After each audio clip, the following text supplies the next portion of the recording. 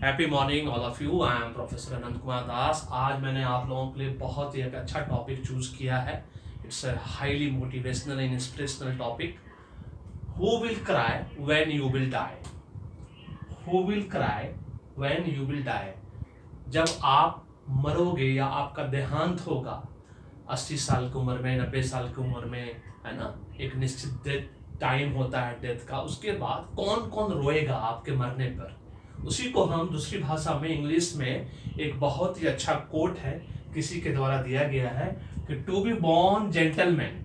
अगर कोई व्यक्ति जेंटलमैन पैदा होता है तो उसको हम एक्सीडेंट मानते हैं। जिस व्यक्ति ने भी ये कोट लिखा है, इनका नाम अभी तक गूगल सर्च में मुझे मिला नहीं है, लेकिन ये जो वर्ड है who will cry when you will die, ये वर्ड एक बुक ऑथर है जिनका नाम है मिस्टर रॉबिन शर्मा। हमारे पूरे वर्ल्ड के, इजराइल से हैं और बहुत ही अच्छे मोटिवेशनल एंड इंस्पिरेशनल स्पीकर हैं। उनके किताब से मैंने ये वर्ड लिया है। उनकी एक किताब थी जो मैंने बहुत साल पहले पढ़ी थी, वो बड़ा अच्छा ये टाइटल लगा मुझे उनकी किताब का, और मैंने ये वर्ड लिया। और फिर संजोग से ये वर्ड मैं बहुत सालों से यूज करता आ रहा हूँ, करीब 5 सालों से यूज करता आ रहा हूँ। मैंने गूगल में एक सर्च में मुझे ये वर्ड मिला था, लेकिन किसके द्वारा लिखा हुआ ये मुझे नहीं लिखा हुआ था, पता था। उसमें ऑथर का नाम, या आप कह सकते हैं जो कोड जिन्होंने दिया था उसका नाम नहीं लिखा हुआ है। ये एनोनिमस कहा जाता है कि to be born gentleman is an accident but to die gentleman, अगर कोई जेंटलमैन मरता है, that is an achievement. What does it mean? आपको क्या लगता है, क्या मतलब है इन सब चीजों का? हम किसी की क्यों परवाह करें? कोई मेरे मरने पर रोता है या नहीं रोता, उससे हमें क्या फर्क पड़ता है? हमारा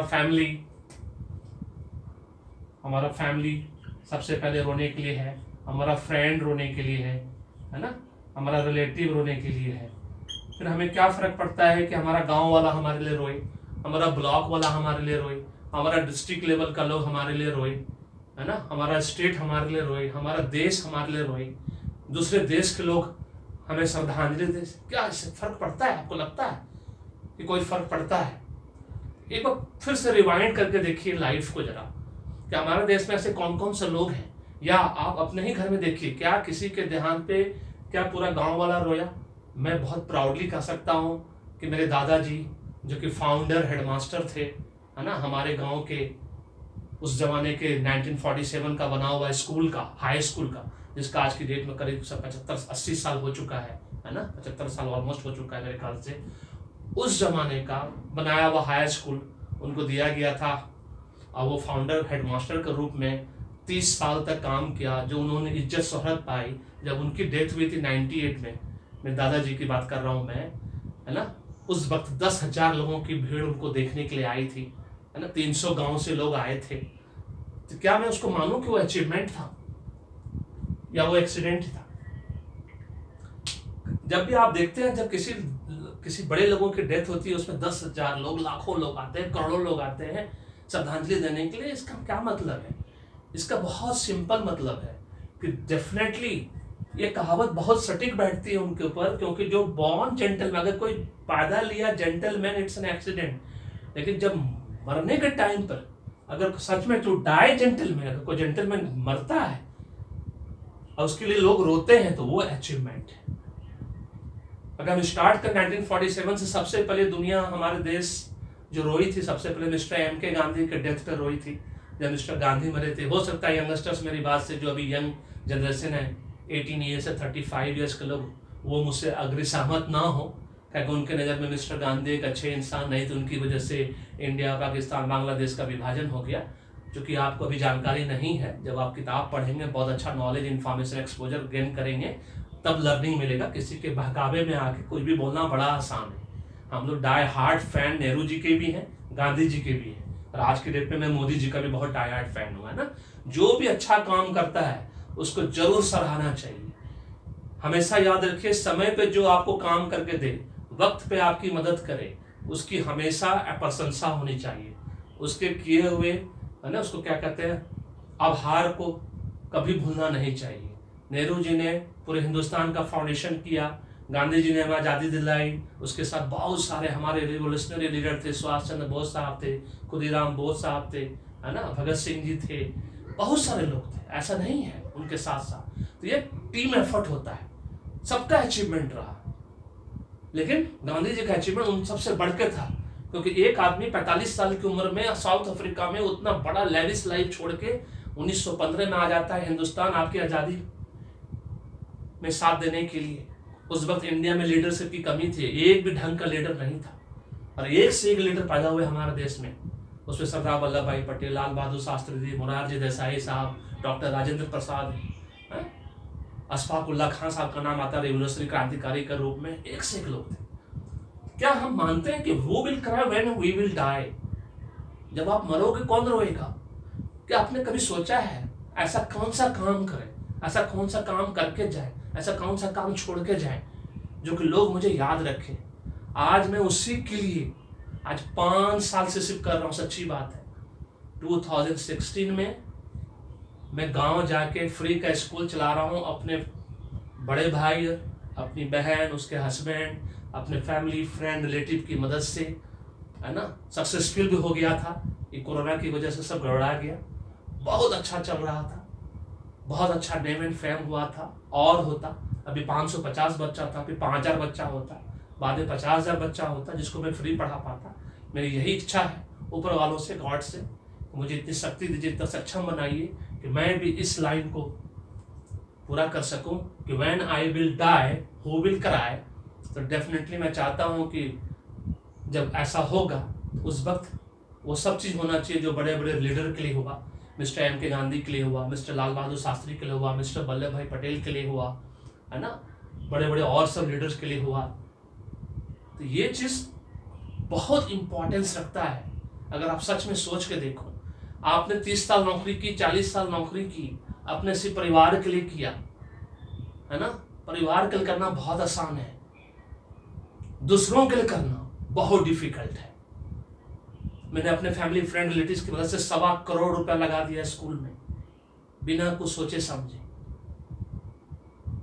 क्या लगता है किस लिए लगाया मैंने, किसके लिए लगाया? बेवकूफ हूं मैं, इसका मतलब सबसे बड़ा बेवकूफ। ये आपको सोचना है। एक जानवर भी सिर्फ अपने लिए जीता है, अपने बच्चों के लिए जीता है, तो क्या जानवर इंसान में फर्क होना चाहिए या नहीं होना चाहिए? सीधी सी बात है। और इस बात को आप हमेशा अपने आप से पूछिए। हर व्यक्ति को यह पूछना है, who will cry when you will die, या who will cry when I will die. मैं अपने आप से पूछता हूँ, इसलिए 5 साल पहले सब कुछ छोड़ के, डायरेक्टर पोस्ट छोड़ के, मैं डायरेक्टर था एक बड़े से कॉलेज में, 7 कॉलेजेस का, है ना, उसको छोड़ के मैं यहाँ आ गया, अपने गांव चला गया। गांव में जाके मैंने अपना स्कूल शुरू किया, CBSE स्कूल शुरू किया, और बिलो पॉवर्टी लाइन, मतलब गरीब बच्चों को फ्री एजुकेशन देने की कोशिश की। क्यों? मैं I believe in this formulas. मुझे ये फार्मूला पे बहुत आगे बढ़ना है, और ऊपर वाले का आशीर्वाद रहा तो बहुत आगे बढ़ूंगा मैं। और आने वाले 10-15 सालों में आप मुझे खूब अच्छी तरह से जानेंगे, आप जिस भी स्टेट में रहते हो हिंदुस्तान का। ये मेरा दावा है आप लोगों से, 5 से 10 साल के अंदर आप मुझे जानोगे। Yes, when I will die who will cry, ये सुनिश्चित करना है मुझे अगले 30 सालों के लिए। विदिन 30 ईयर्स, एक एज है इंडियन का कि भाई अच्छा खाता पीता इंडियन 80 साल तक जीता है, तो 80-30 साल मेरे पास अभी है। उस 30 साल के अंदर मुझे ऐसा करना है कि ये जो मेरा कोट है, ये जो मैक्सिम है, प्रोवर्ब है, ये मेरे को फिट बैठना चाहिए। और ये आपको भी, अगर आपको मेरी बात का लॉजिक सही लगे तो आपको भी इस पे काम करना चाहिए। हर हिंदुस्तानी को, हिंदुस्तान के बाहर के लोगों को, जो भी अपने आप को अकाउंटेबल और रिस्पॉन्सिबल वर्ल्ड सिटीजन मानता है, जवाबदेह जिम्मेदार वर्ल्ड सिटीजन मानता है, नागरिक मानता है पूरे संसार का, उसको इस पे काम करना चाहिए। देखिए दुनिया कितनी सुंदर हो जाएगी, कितना अच्छी दुनिया हो जाएगी। क्योंकि जिस दिन आप इस पे काम करना शुरू कर दिया आपने, आपका सारा मोह माया सब भंग हो जाएगा। आप जब दूसरों के लिए सोचना शुरू कर दोगे, फिर दूसरा इस तरह से चेन सिस्टम अगर बनता चला गया, तो वो सब तकलीफ, चिंता दूर, सब कुछ दूर हो जाएगा जो आज हम फेस कर रहे हैं। रोटी कपड़ा मकान का सारा प्रॉब्लम सॉल्व हो जाएगा, सबके पास रोजगार रहेगा, क्योंकि सब एक दूसरे को मदद करेंगे। कहते हैं ना, बहुत पुरानी कहावत है, अगर आपको अमीर बनना है तो आपको दूसरों को अमीर बनने के लिए हेल्प करना पड़ेगा। If you want to become rich, you help others to become rich. बहुत पुरानी कहावत है। तो ये चीज अगर आपको लगता है कि who will cry when you will die, आज से कुछ भी देर नहीं होता है, कभी भी किसी चीज की शुरुआत कर सकते हो। कोई भी चीज़ सीखने की कोई उम्र सीमा नहीं होती। आप 80 साल, 84 साल, 90 साल की उम्र में भी सीख सकते हो, इस पे काम कर सकते हो। KFC का नाम सुना होगा आप लोगों ने, है ना? चिकन बर्गर आप लोग खाते हो KFC से। उनके मालिक जो थे, है ना, उनको 68 ईयर्स में उन्होंने अपना बिजनेस शुरू किया। 68 ईयर्स। आप सोच सकते हो हमारे देश में 60 ईयर्स में लोग बूढ़े हो जाते हैं। कहा जाता है कि बूढ़ा हो गया अब क्या करेगा। अब 20 साल में उनके पास आज के डेट में 20,000 करोड़ के मालिक हैं। तो सीखने की, बिजनेस, कुछ भी करने के लिए कोई उम्र सीमा नहीं होती है। अभी मैंने टाइम्स ऑफ इंडिया में पढ़ा, एक व्यक्ति 84 ईयर्स में PhD डिग्री लेता है। अभी आया था उस्मानिया यूनिवर्सिटी से। उनका वो जुनून देख के मुझे भी बहुत अच्छा लगा, बहुत जोश आया कि जब जो आदमी 84 ईयर्स में जाके PhD ले सकता, वो भी हिंदी में, उसका वो जज्बा समझिए, उसका जुनून समझिए। तो हम तो अभी यंग हैं, गॉड ने हमें अगला 30 साल अभी और दिया, बहुत कुछ करने के लिए दिया है जीवन में। तो क्यों ना हम इसकी तरफ काम करें, इसके लिए काम करें, इस कहावत को सच करके दिखाएं कि who will cry when I will die. Yes, पूरा देश रोना चाहिए, देश के बाहर के लोग रोना चाहिए। और हमेशा ना एक चीज हमेशा बोलो, आप मरना नहीं है देश के लिए, देश के लिए जीना है। मर जाओगे तो क्या करोगे, सीधी बात है। देश के लिए जीना सीखो, बोलो कि हमको देश के लिए जीना है। गॉड से हमेशा मांगो कि हम भी जिए और दूसरों को भी दीजिए लाइफ। मुझे 100% सुख शांति समृद्धि का कारण बनना है, लाखों करोड़ों लोगों का। ये हमेशा दुआ मांगे गॉड से, ये हमेशा ब्लेसिंग्स मांगे। देखिए आपका लाइफ कितना बढ़िया जोश से भर जाएगा। आपको रोज लगेगा कुछ अच्छा करना है। कभी मन में किसी के खिलाफ कोई वेमिनेस नहीं आएगा, कोई बुरा ख्याल नहीं। मैं कभी बदले की नहीं सोचता हूँ, कभी नहीं किसी के बारे में, इससे बदला लेना, उससे बदला लेना। नो, मुझे आगे बढ़ना है कि गॉड का दिया हुआ जीवन एक जीवन है। मैं पुनर्जन्म, रीबर्थ, ये सब किसी चीज पर भरोसा नहीं करता। मैं एक ही जन्म भरोसा करता, आज का जीवन जो उन्होंने दिया है उसको सार्थक बनाना है। और सार्थक बनाने के लिए हम इंसान हैं, हम जानवर नहीं है। जानवर सिर्फ अपने लिए जीता है, कि इंसान को दूसरों के लिए जीना है।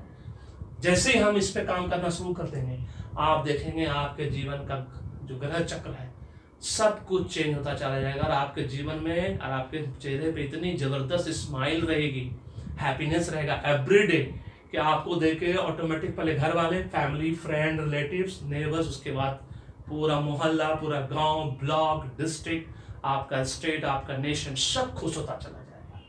और ये कलेक्टिव एफर्ट है ना, टीम वर्क। सब मिल के काम करेंगे तभी एक अच्छे स्ट्रॉन्ग नेशन की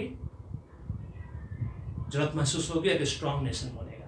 तो अगर आपको मेरा लॉजिक पसंद आया तो इस वीडियो को सब्सक्राइब करना नहीं भूलना, और इसको शेयर करना सबके साथ, सारे फैमिली, फ्रेंड, रिलेटिव, सबको, सो दैट सबको पता चले कि इस मैक्सिम का, प्रोवर्ब का, कहावत का, है ना, क्या मतलब है, और सबको इस पे काम करना चाहिए।